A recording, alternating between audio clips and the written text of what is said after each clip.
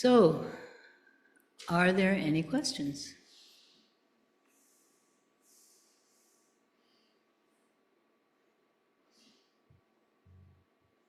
Yes.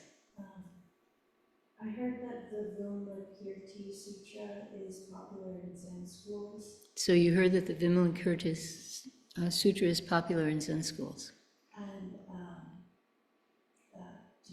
do we have specific teachings in this school relating to that sutra? Do we have specific teachings in this school relating to this sutra? We have no specific teachings in this school. Okay? However, we do talk. We try to help each other. So, the Vimalakirti Sutra, I should say something about it since you asked. Vimalakirti was a layperson. He was not a monk. He was a layperson in the time of the Buddha, and he was a very, very wealthy man. He was a merchant. So think of Jeff Bezos, Elon Musk, if they practiced Buddhism, of course. They would not be the same. But somebody with that kind of, material heft. And so he was a very, very successful business person and also a very serious follower of the Buddha. So the first thing to notice in the Vimalakirti Sutra is that it's about a layperson. There's another sutra that, now I'm forgetting the name of Queen something, the one where Buddha nature is first espoused. And in both the Vimalakirti Sutra and the sutra whose name I'm forgetting, the layperson actually does the teaching, not the Buddha. In the sutra whose name I'm forgetting, the queen talks and talks and talks and espouses this wonderful theory of Buddha nature, and the Buddha just keeps interjecting, saying, yes, that's right, well said, wonderful, go on, that's sort of how that's constructed. And in the Vimalakirti Sutra, I'll get to the plot of that again, Vimalakirti is the guy who kind of outclasses everyone. And so there's a kind of message in these, which is that Buddhism is for everyone, Buddhist practice is for everyone. There's this tendency in the history of Buddhism to give a lot of sort of heft to monastics, that they carry the weight of the practice. But in fact, the actual teaching is not that way at all. And that's not to, monastics are wonderful, and I wish we had more in this country. We have very few. And it's a wonderful contribution that a person makes when they completely dedicate their lives to practice. They give up family, they give up jobs, they give up careers. They even, in some sense, they often give up hobbies. But to really dedicate yourself to practice and to all beings in that way is wonderful. But also lay people can wake up, and lay people can help this world. So Vimalakirti is a lay person, and he's sick. He's very sick. And since he's a great disciple of the Buddha is very worried about him. So he tells his people, go check on Vimalakirti. And they say, oh, no, I don't want to check on Vimalakirti. Because every time I talk to Vimalakirti, he makes it clear that I'm an absolute fool and an idiot, and he always bests me in Dharma combat, and I want nothing to do with Vimalakirti. So Buddha says, come on, you gotta go. So, oh, okay. So a whole bunch of them go and go visit Vimalakirti. And Vimalakirti is in this room that has hardly anything in it except his bed, in which he's sick. And somehow the room expands so that, hundreds, thousands, tens of thousands of beings, all these kinds of beings, not just the Buddha's, disciples, but, all these beings appear like, all these goddesses and all these, nagas and all these beings, just appear magical beings, all these beings, this room kind of expands to sort of fit all these beings in these rooms. And then Shariputra appears in this, and he's sort of the comic foil. He's very prissy. Why are all these, flower petals raining down? They're making a mess. That's Shariputra sort of keeps doing stuff like that. And the climax of the Vimalakirti Sutra is this question. They have to answer this question, which is, what is non-duality? And, they give all these, bodhisattvas and acolytes, they give all these fancy, fancy speeches. And finally, Vimalakirti doesn't say anything. And he wins, because he always does. And in chapter 7 is a wonderful chapter in which Shariputra runs into this night goddess, and they have this encounter in which she flips their genders, and he just completely freaks out. So the Vimalakirti Sutra is a very wonderful sutra, and thank you for asking about it. But yeah, so the Vimalakirti Sutra is just everybody wake up. No excuses. Just wake up right now. That's the Vimalakirti Sutra. So thank you. Are there any other questions? Yes, Liz. Hey, so first, Queen Shamala, is that Something like that, yeah. Shamala, I don't know. It's not quite, but okay, close. Yeah, okay. Okay, so Yeah. what? Oh, so my question is, a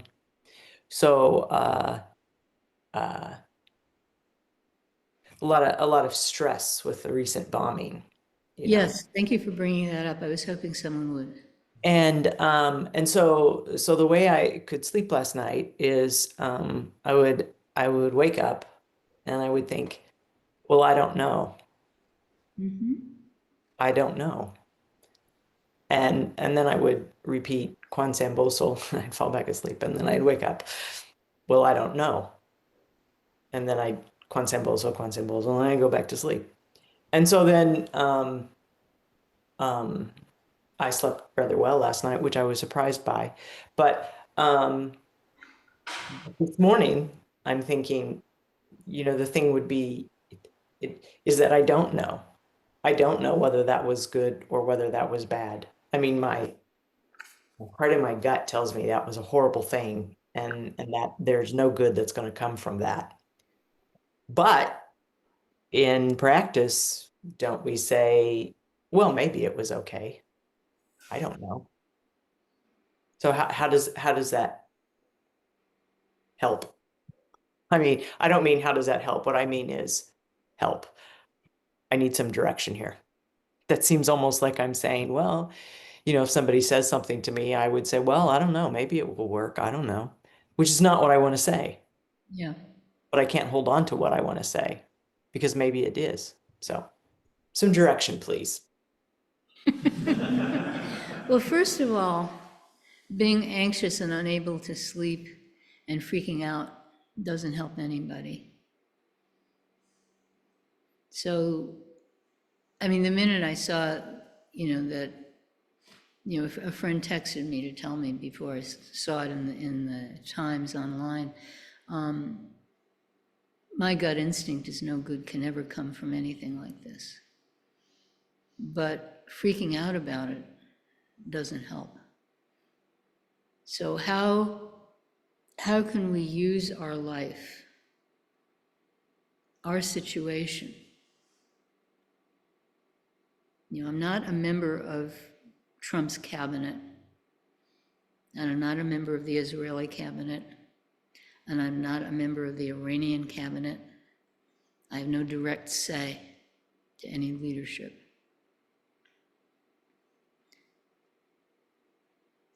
But in our situation, how do we live our life? And it's different for everybody.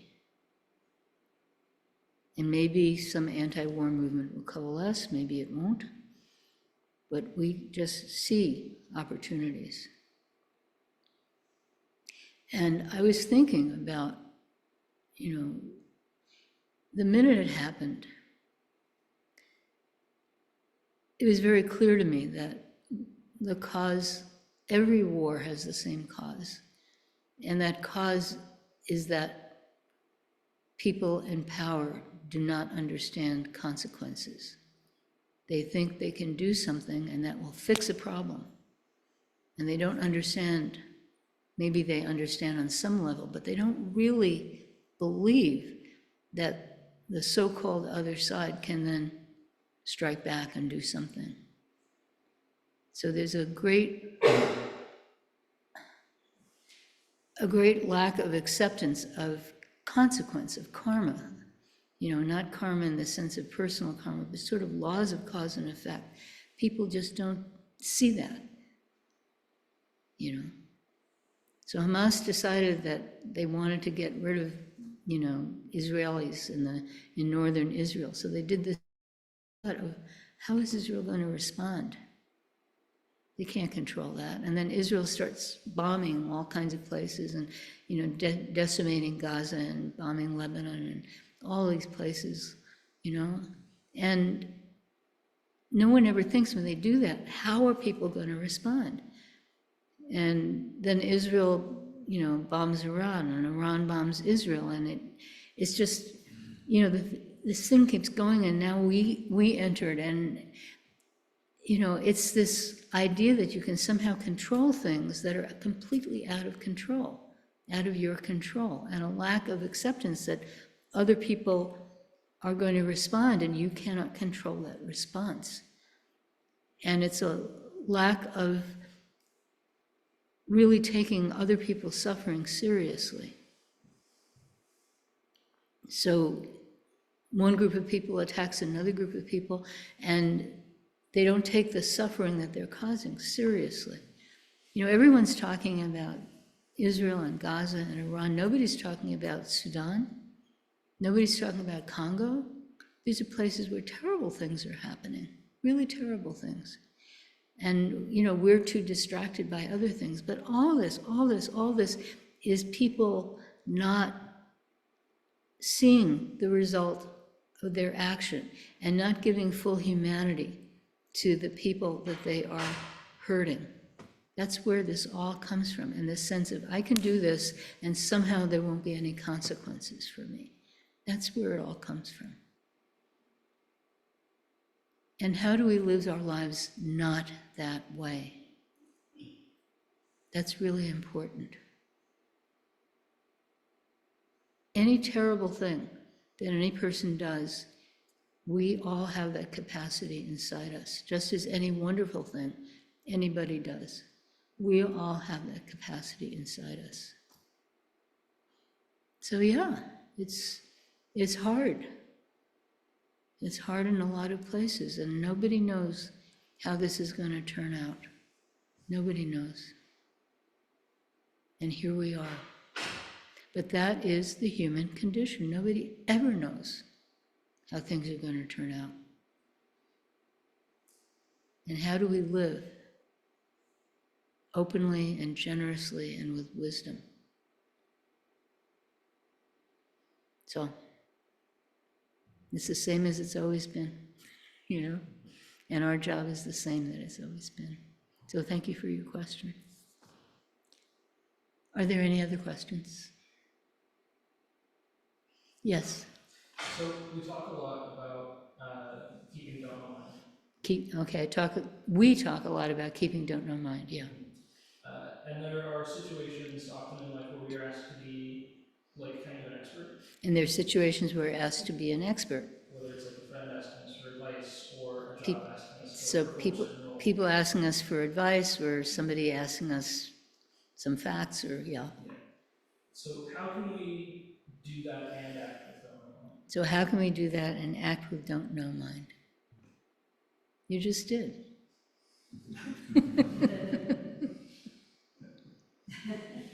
Okay, so people like people to say a little bit more. But yeah, so we have to understand what knowing is and what don't know mind is. So it's not ignorance. The mind is a tool. Knowledge is always provisional, it's always temporary, and in the moment it is necessary. We have leaks in our in our fire suppressant system. That's why there are little pieces of paper on the floor to catch the leaks. You're sitting under one, so be careful. And we would love to know what's causing the leaks. And we would love to know how to stop the leaks. And we're hoping to find somebody who can figure out what is causing the leaks and what is stopping the leaks. That's fine. The problem is if somebody comes in here, and you've all known contractors, plumbers, whatever, who do this, who come in and say, I know what the problem is, and they actually don't know what the problem is, but they don't know that they don't know because they don't have don't know mind, because they think anything they think is true, right? Then we have a problem. So you look at it, you look at the situation, you just observe it without trying to force it, without trying to judge it, just see what it is, and then, just like in Kangen practice, something appears.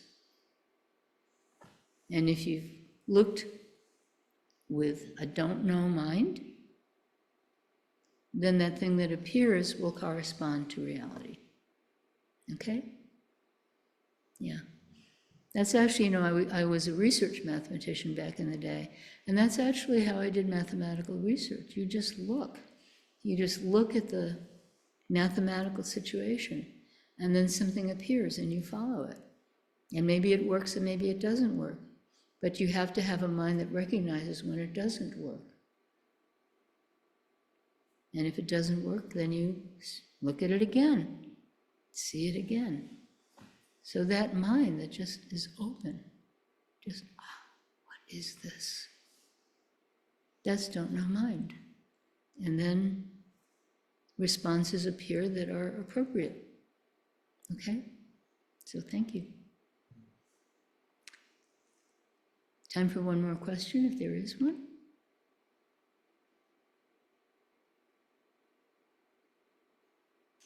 Yeah. Yes.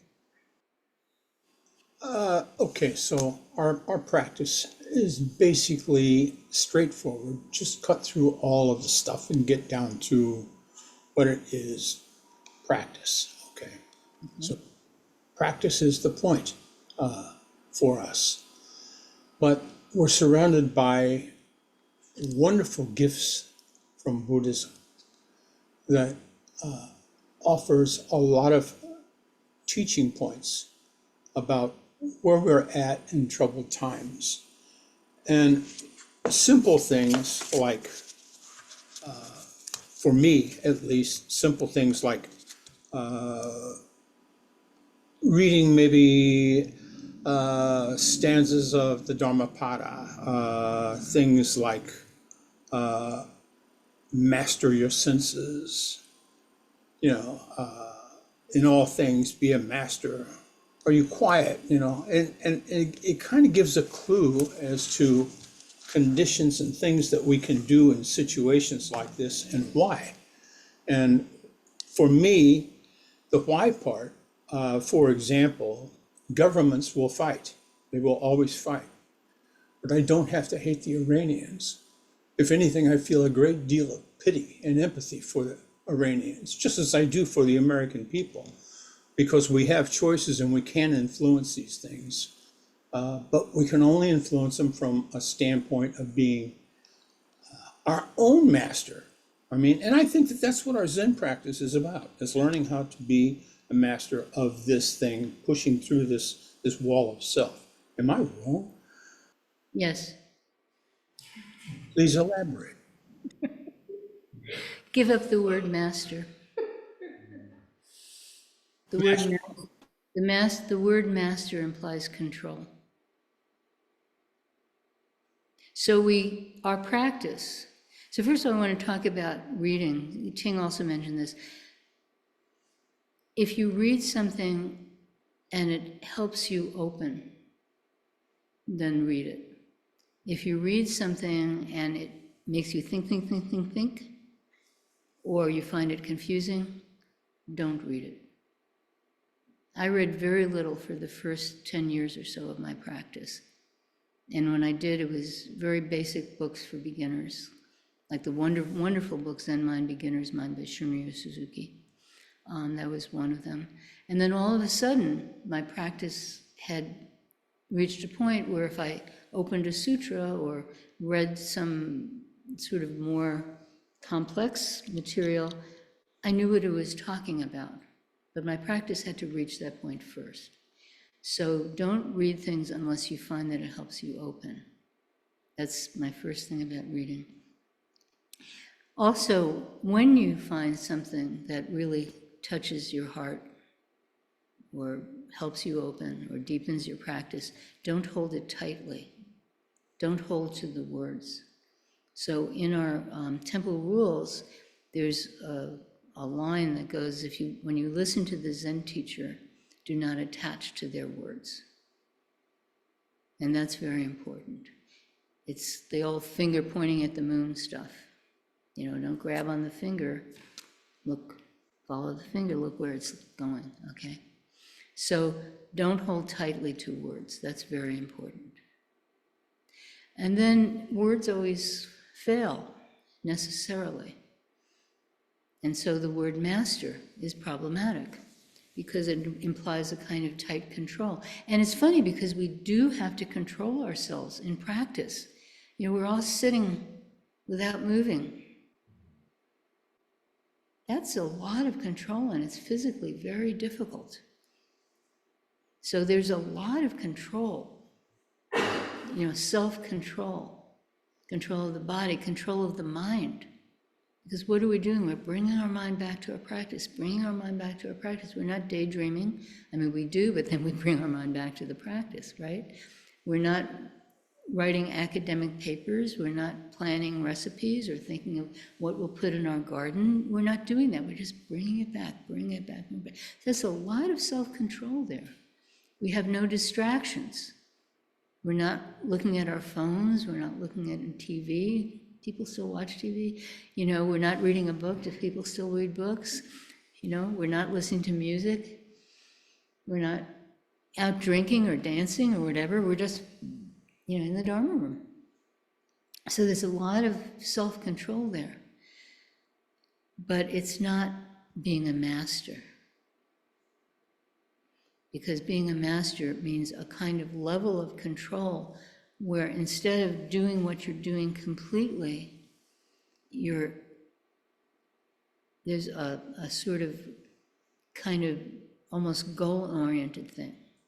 And it's like, you know, the master and then the rest of us. So it's not a unity. It's not our true self. So that's why I said no, okay? So we have to be careful. I almost see the word master as a verb, like coming back to the practice. Okay. Yeah, you could see it that way. Yeah. Okay. Yeah.